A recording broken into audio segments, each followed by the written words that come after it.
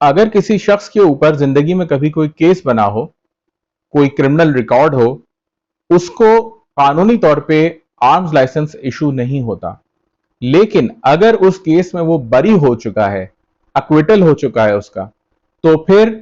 Home department में और जब स्पेशल ब्रांच में वो जाएगा, तो वो अक्विटल होने वाला जो केस है उसका ऑर्डर, उसकी सर्टिफाइड कॉपी जरूर साथ अटैच करेगा। अगर डिपार्टमेंट ये समझेगा कि इस केस के अंदर ये बरी हो गया है और इसको लाइसेंस इशू कर देना चाहिए और इसका आगे का रिकॉर्ड भी ठीक है, और कम से कम उस ऑर्डर के 2 से 3 साल के बाद अगर ये चीज अप्लाई की गई है, तभी उसको लाइसेंस इशू होगा। और इसके अंदर मुकम्मल सवाबदीद डिपार्टमेंट और इशूइंग अथॉरिटी की है कि वो चाहे तो इशू करे, और अगर ना समझे कि उस शख्स को उस लाइसेंस की जरूरत है और वो उसे सही तौर पे इस्तेमाल करेगा, तो वो इशू ना करे। ये मुकम्मल सवाबदीद डिपार्टमेंट की है।